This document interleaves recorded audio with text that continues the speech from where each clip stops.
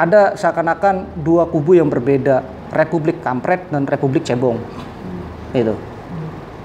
Padahal kita itu bukan Republik Kampret dan Republik Cebong, tapi kita itu Republik. Bagaimana pada saat pemerintahan sekarang kemudian membuat jembatan di Papua kemudian kan? Ya. Orang Papuanya, saya rasa kalau ditanya itu mereka akan merasa senang karena bagaimana kemudian transportasi menjadi mudah. Gitu. Tapi karena ada drive-an dari luar sehingga mereka seakan-akan menolak. Nah, bukankah keadilan sosial bagi seluruh rakyat Indonesia ya? Itu mau mencoba di situ gitu loh, untuk semuanya sama rata. Sama rata ini pemikirannya apa? Apakah Pancasialis? Ya, tapi Pancasialis dari mana? Saya rasa itu dari sosialis juga sih.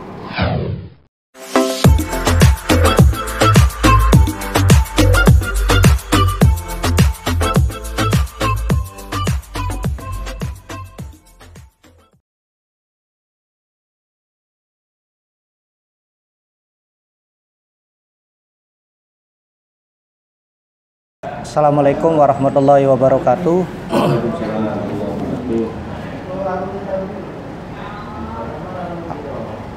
Puji syukur kehadirat Tuhan Yang Maha Esa yang telah memberikan kesehatan.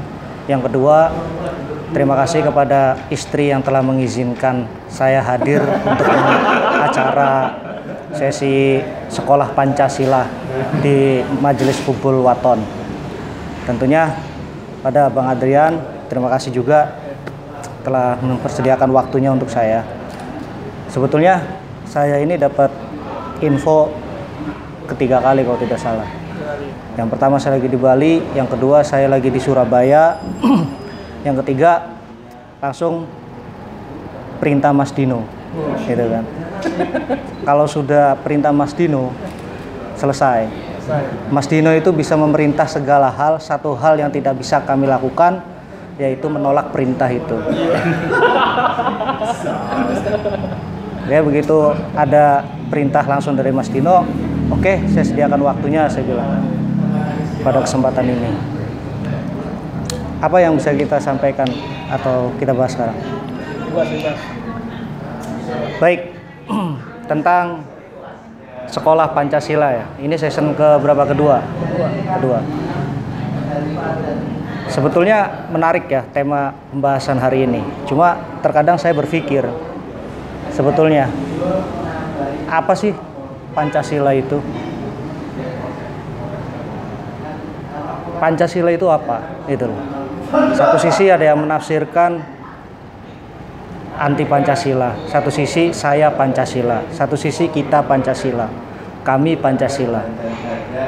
Apa sih Pancasila? Itu dulu yang kita pertanyakan. Dalam sebuah narasi sejarah tentu membentuk diri kita. Yuval Noah itu berkata, apa yang membedakan antara Homo sapien dengan manusia? Manusia itu semakin terbentur, dia akan semakin jadi. Coba bayangkan, manusia itu hadir ada dikarenakan dia menginginkan sesuatu yang berbeda dengan yang lainnya. Sebaliknya, kita berbicara tentang Pancasila. Pancasila itu berawal dari sebuah perjalanan panjang berupa pikiran masing-masing orang. Katakan di situ ada Soekarno, ada Muhammad Yamin, dan lain-lain. Semua orang mempunyai imajinasi yang berbeda-beda. Tetapi apakah imajinasi tersebut kemudian menjadi sebuah konflik di antara satu dengan yang lainnya? Tidak. Itu justru dari sebuah imajinasi menjadi sesuatu yang materi, dan materi itu kemudian dijadikan sebuah ideologi. Dari ideologi itu menjadi sebuah perjalanan, dari sebuah perjalanan itu menjadi sebuah sejarah yang ada. Bagaimana misalnya ada yang berpendapat sebelum Indonesia merdeka kita akan menjadi sebuah bangsa. Bangsa yang berideologi apa? Kebangsaan, kenegaraan, atau berideologi keteologian, keagamaan. Ini kan dari sumber yang abstrak menuju sesuatu to be real. Tetapi aneh bin botol yang saya lihat itu. Pertarungan sekarang itu justru pertarungan yang tanpa sudut. Bukan pertarungan yang kemudian membentuk sesuatu yang real, itu tidak. Seakan-akan ada yang mengatakan kubu kampret misalnya, kubu cebong misalnya. Ini sebetulnya yang dibenturkan itu akan menjadi apa dan apa yang diperdebatkan pada keduanya. Kalau dulu Muhammad Yamin, Soekarno, Tan Malaka itu berdebat untuk bagaimana bentuk republik ini, bagaimana real ideologi ini akan kemana. Itu. Itu Bung, menurut gua. Kira-kira gimana? Itu kan. Ada pertanyaan-pertanyaan kan, kita sebetulnya Pancasila yang bentuk seperti apa? Pancasila itu periodisasinya panjang.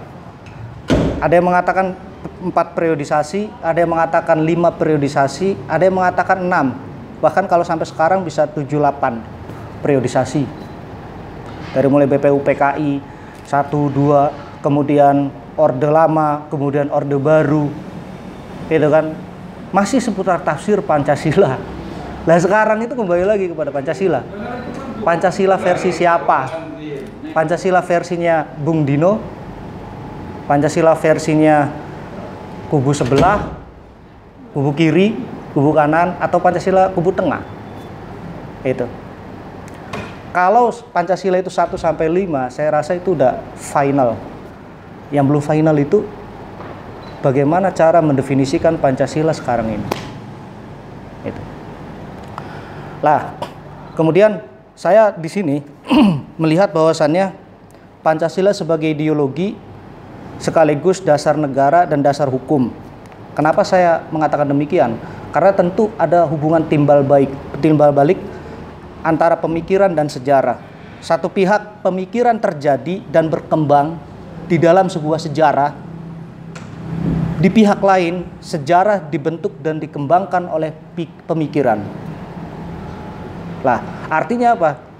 Pancasila itu adalah sebuah pemikiran yang dibentuk oleh sejarah. Sejarah itu sendiri adalah dibentuk dengan dikembangkan oleh pemikiran. Tetapi saya akan berbicara di sini bukan berbicara sebagai sejarah sebagai polemologis.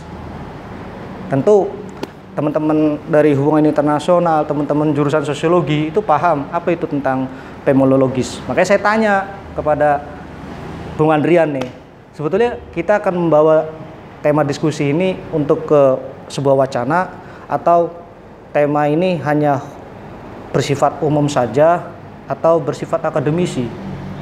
Kita mengaksiologisnya ini, bagaimana Pancasila itu ke depan. Oh gitu. Praktek lapangannya loh. Oh. Nah, kalau misalnya seperti itu, berarti kan dari sebuah imajinasi menjadi suatu hal yang konkret, kemudian menjadi sebuah pedoman hidup. Nah, itu berarti kan kita harus akademisi. Kalau kita berbicara akademisi, maka ada nilai-nilai di situnya. Contoh seperti itu. Nah, berarti saya yang pertama tidak akan menggunakan pelemalogis. Apa itu pelemalogis? Pelemalogis itu bagaimana menceritakan sejarah yang seakan-akan berpihak kepada sesuatu kekuasaan. Contoh, tafsir Pancasila tahun 1965, Orde Baru, itu mengatakan dengan TAP MPR, itu mengatakan dengan garis-garis GBHN, itu mengatakan dilarang mengedarkan paham komunis dan Marxisme pada saat itu. Artinya, tafsir Pancasila yang diambil saat itu 65 sebelum pasca reformasi adalah tafsir Pancasila Orde Baru. Itu. Saya tidak akan mengatakan ini jelek. Pada saat itu sejarahnya itu mungkin bagus, tapi pada saat ini itu tidak tepat. Kenapa? Karena semua keilmuan mengatakan semua harus bersumber pada Pancasila, sehingga orang yang tidak berpancasila dianggap dia adalah orang komunis misalnya, dia adalah orang liberal misalnya kan.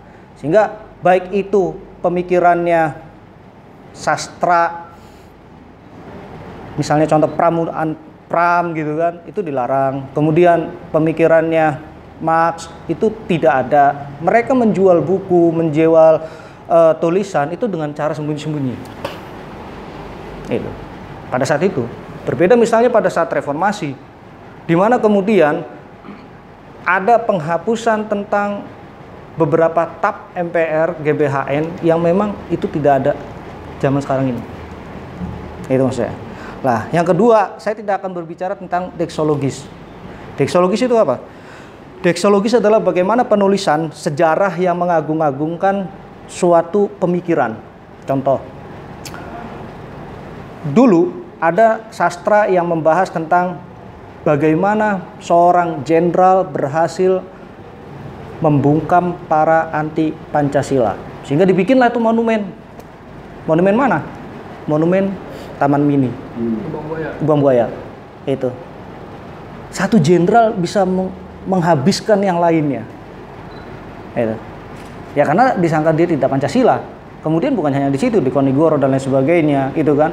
Sehingga banyak tulisan-tulisan yang mengatakan dan mengagungkan bahwasannya ini adalah sesuatu yang untuk demi negara. Itu menurut gua. Nah, saya nggak akan berbicara ini satu sisi, tapi saya hanya berbicara inilah teksologis, gitu kan. Nah, oke. Itu Bung. Nah, kemudian apa sih yang kemudian membedakan kita yang milenial dengan zaman pra kemerdekaan atau pasca kemerdekaan? Jadi saya berbicara akan 3 periode. Yang pertama adalah pra kemerdekaan, pasca kemerdekaan, zaman milenial. Pra kemerdekaan selalu menggunakan metafor-metafor yang sangat positifis dan sangat membangun. Beri saya 10 pemuda, saya akan angkat Semeru dari akarnya. Itu kata-kata yang sangat bagus metafornya gitu. Yang kedua, setelah kita reformasi, yang kedua adalah pasca kemerdekaan.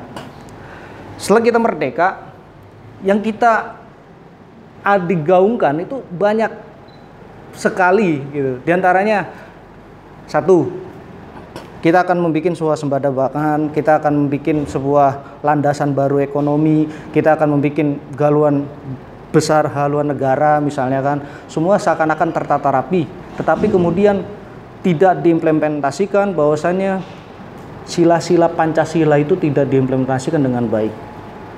Contoh misalnya, sila kelima itu tidak diimplementasikan dengan baik pada saat itu. Nah, kemudian sekarang zaman milenial.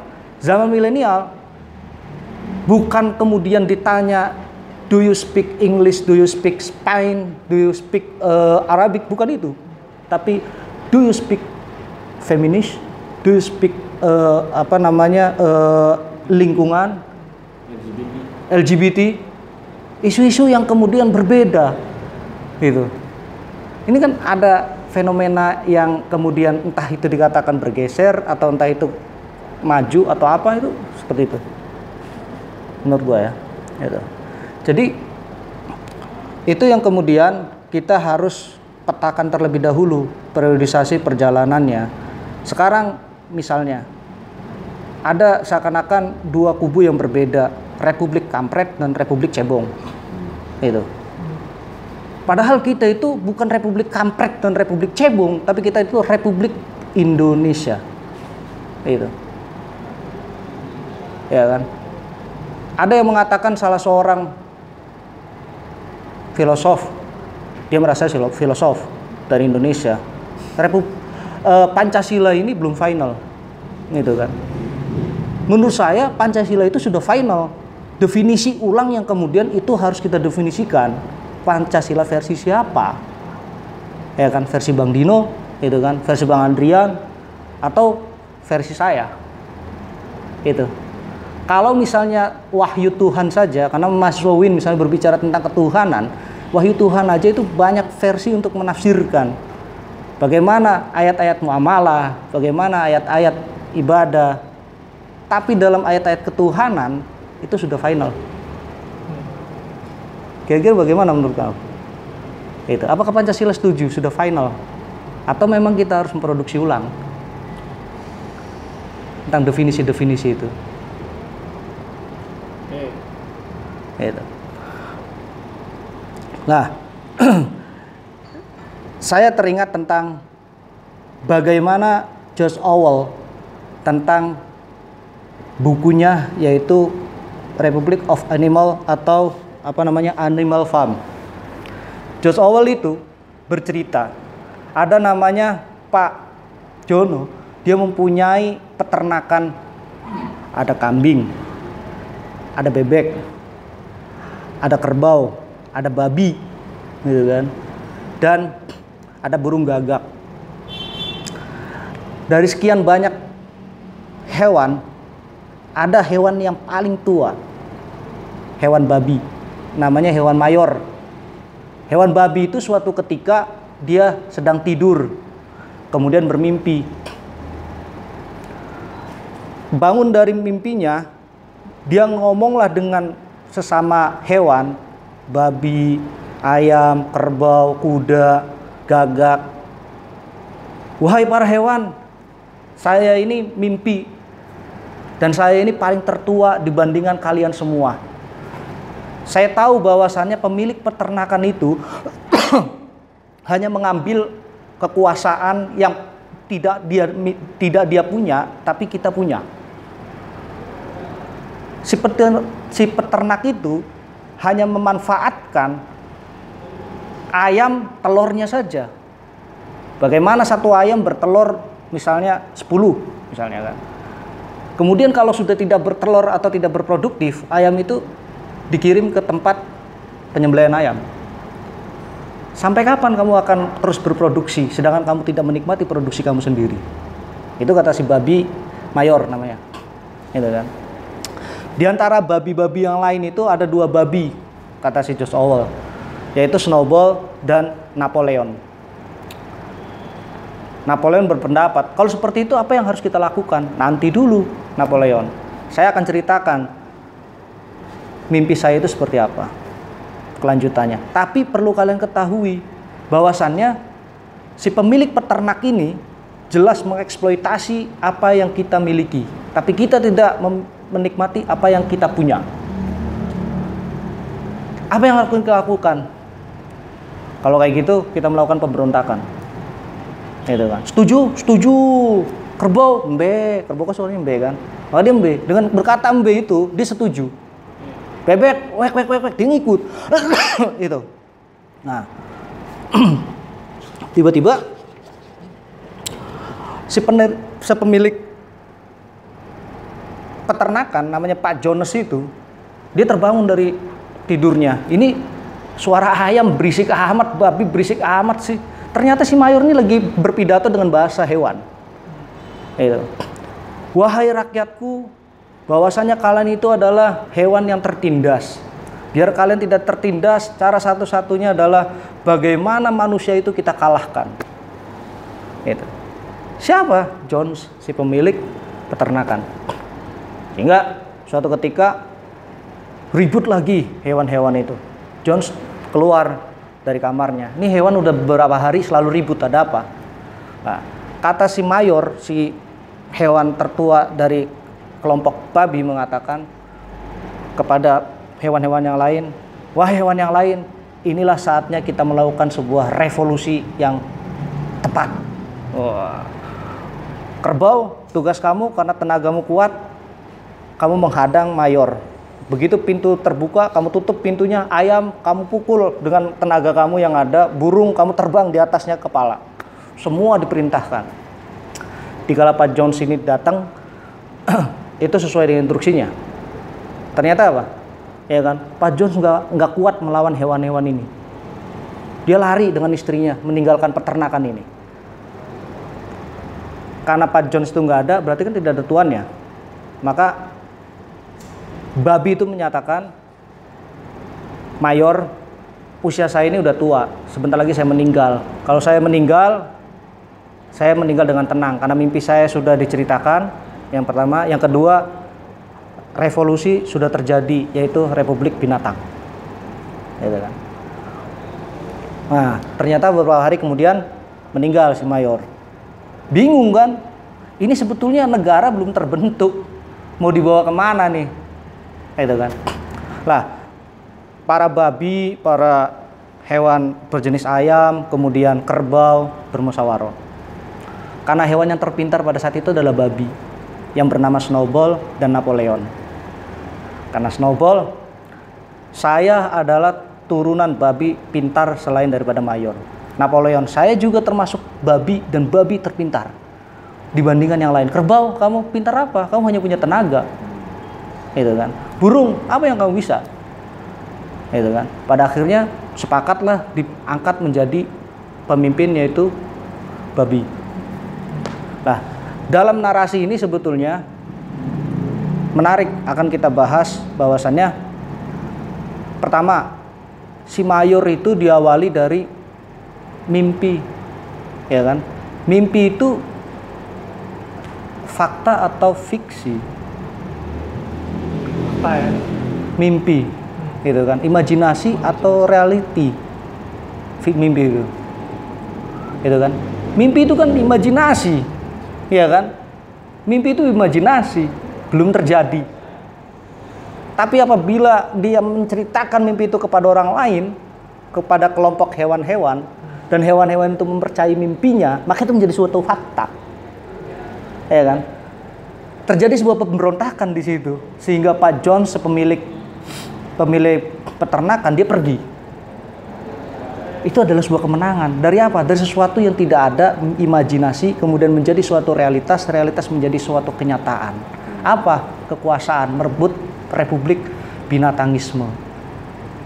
Jadi yang berdaulat pada peternakan itu adalah binatang, bukan manusia. Manusianya kabur, dikeroyok sama kerbau, sama ayam, sama babi gitu kan.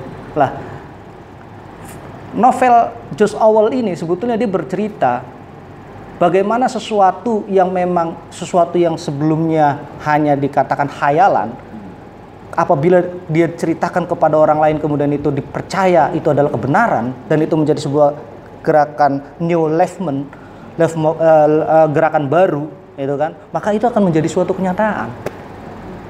Itu loh. Lah, maka berdirilah Republik Binatangism. Setelah berdiri Republik Binatangism, kita mau dibawa kemana nih? Karena kita semua binatang. Baik, kita bikin deklarasi. Sama bikin deklarasi. Babi usul, gimana kalau yang berbau manusia itu tidak termasuk golongan daripada Republik Binatang? Setuju? Setuju. Binatang yang terbaik itu kakinya 4, setuju? Setuju. Ada yang nggak setuju? Burung, saya nggak setuju, kata burung gagak. Kenapa kamu nggak setuju? Kaki saya 2. Itu kan. Kerbau kakinya 4. Nah, karena si babi itu pintar. Burung, kamu itu kakinya 2, tapi lihat sayap kamu. Apakah itu tidak bisa digunakan untuk kamu berjalan? Kamu terbang menggunakan apa? Kaki apa sayap? Berarti jumlah kamu adalah 4. Itu. Karena babi itu binatang yang paling pintar dibandingkan yang lainnya. Itu. Makanya babi itu paling pintar itu dibanding binatang yang lainnya dalam cerita ini tentunya kan. Nah itu. Nah, sehingga bikinlah deklarasi tentang sebuah negara. Yang pertama, selain yang hewan maka dia jahat, hewan yang berkaki 4 dia adalah baik. Banyak poin-poinnya. Lah, kembali lagi kepada realitas kita. Negara Indonesia ini adalah sebuah negara yang memang bercampur baur, baik itu etnis, agama, dan lain sebagainya. Termasuk ideologi Pancasila pun kalau saya boleh menafsiri, itu diambil dari beberapa pemikiran, baik itu dari barat, dari timur misalnya kan, atau misalnya yang ketiga diambil dari kebangsaan. Jadi ada 3 pengambilan daripada sisi ideologi Pancasila itu sendiri.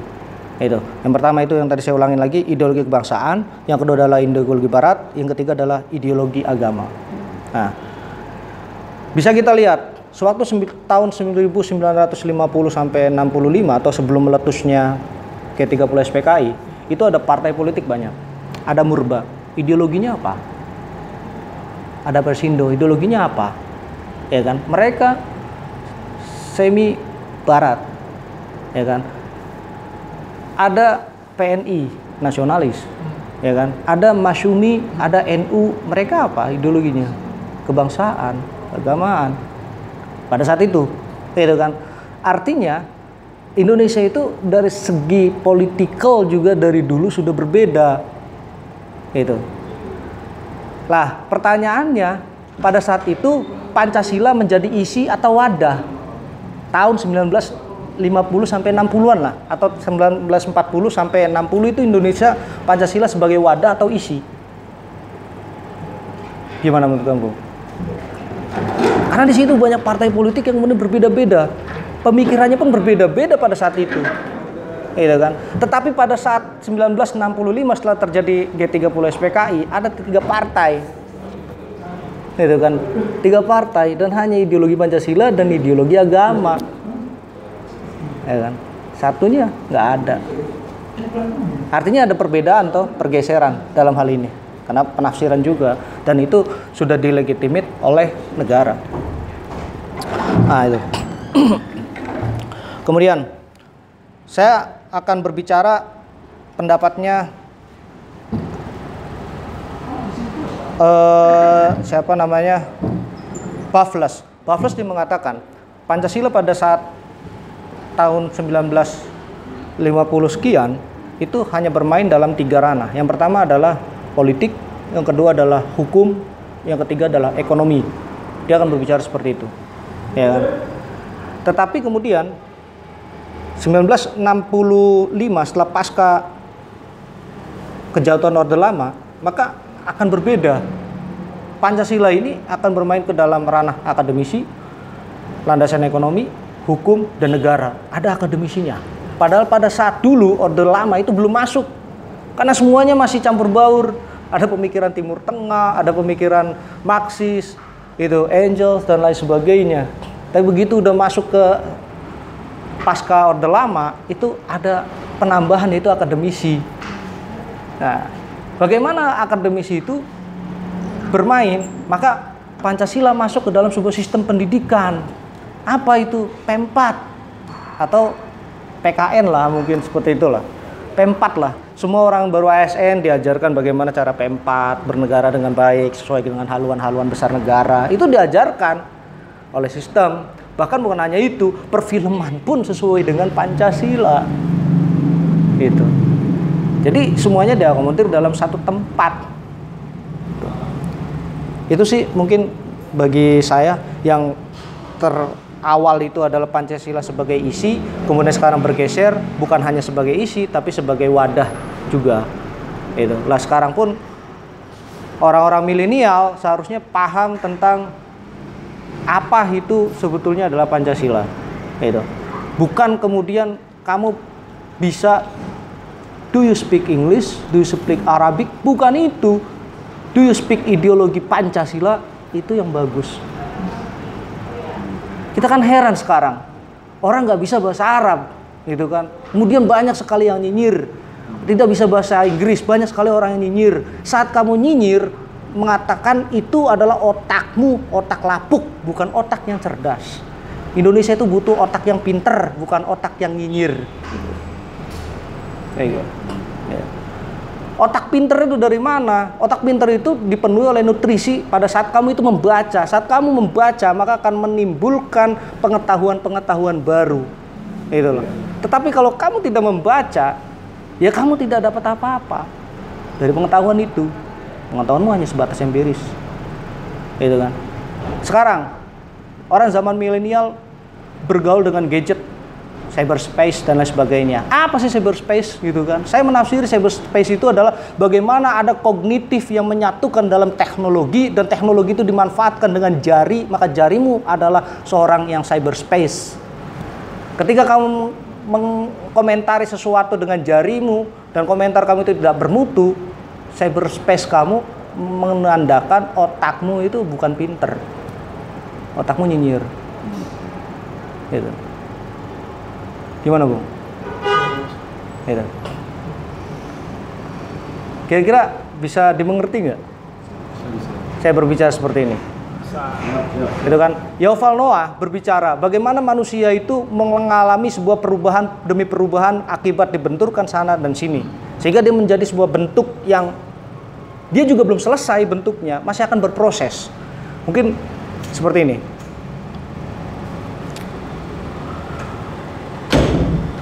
Manusia itu begitu lahir, itu kan, bukan hanya digendong oleh ibunya, tapi digendong oleh adiknya ibunya, digendong oleh pamannya ibunya, digendong oleh tetangganya, itu kan, sehingga ikatan emosional itu ada, ya kan.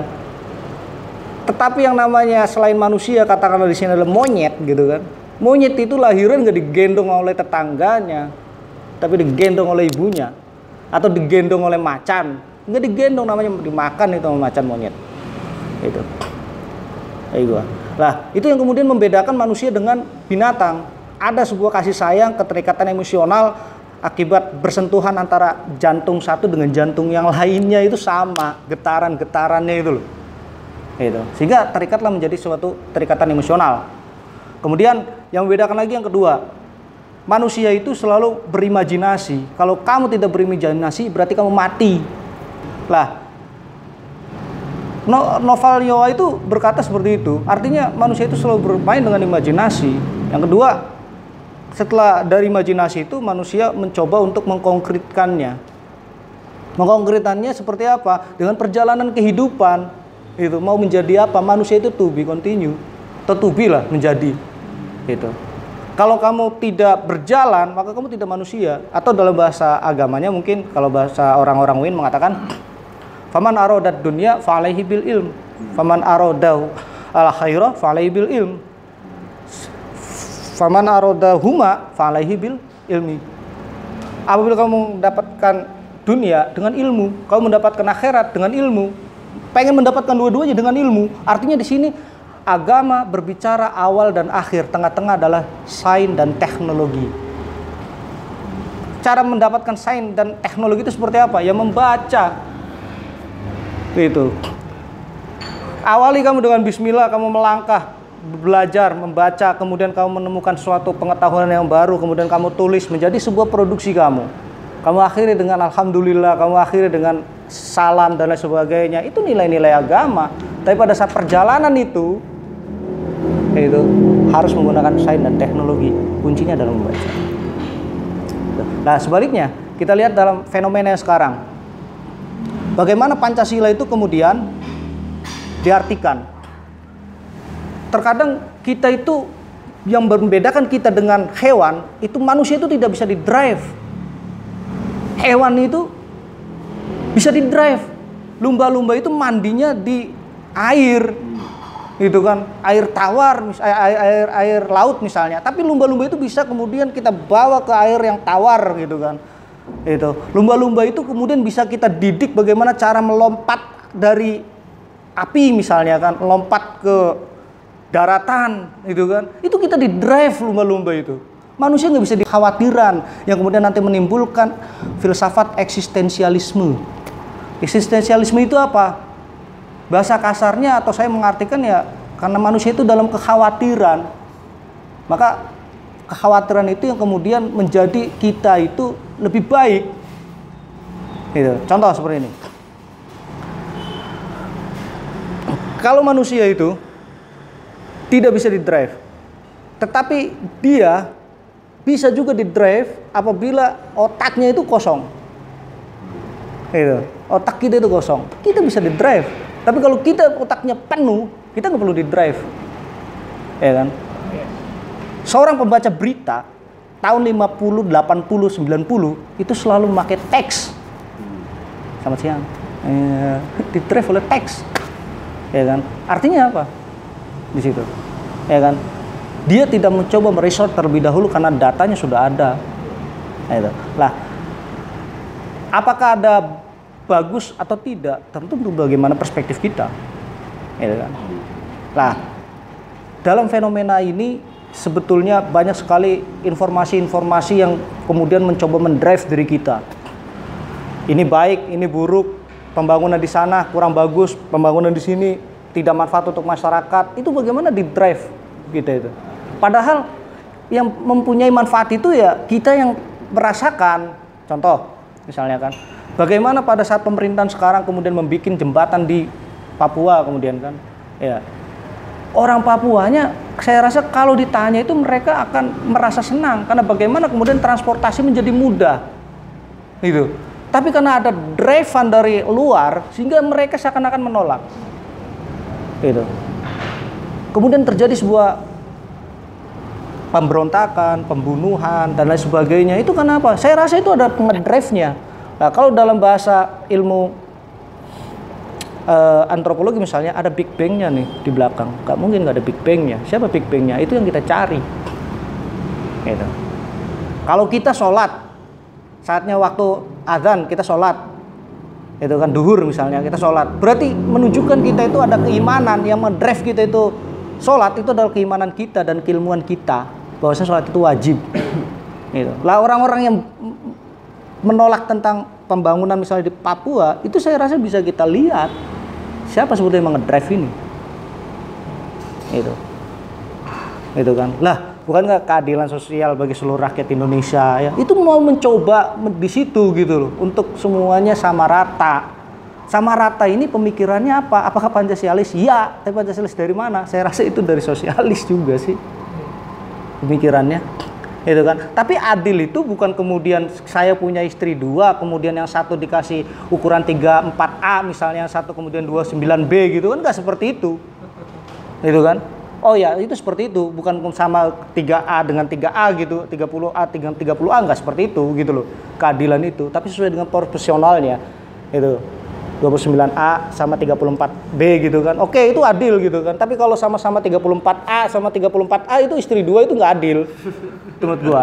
Keadilan bukan seperti itu kacamatanya. Itu. Jadi permasalahannya adalah bagaimana kita melakukan tafsir atau hermeneutika tentang teks itu sendiri. Nah, oke. Kemudian kembali lagi, bagaimana politik George Orwell kemudian mengatakan dalam ceritanya, kita ini adalah republik binatangisme yang selain kakinya 4, maka dia adalah musuh kita bersama. Itu dengan deklarasi. Deklarasi itu kemudian dibikin monumen pada tanggal 12 September tahun 1984 kalau tidak salah itu. Dibikinlah namanya monumen revolusi 1984, bahwasanya revolusi telah berhasil mengalahkan manusia. Itu bikin monumen. Nah sekarang tiba-tiba orang pengen bikin monumen. Apa yang kamu bikin monumennya? Monumen itu hanya untuk mengingatkan kita tentang masa lalu, dan masa lalu itu ada yang sakit, ada yang tidak sakit, ada yang senang, ada yang tidak senang, gitu loh.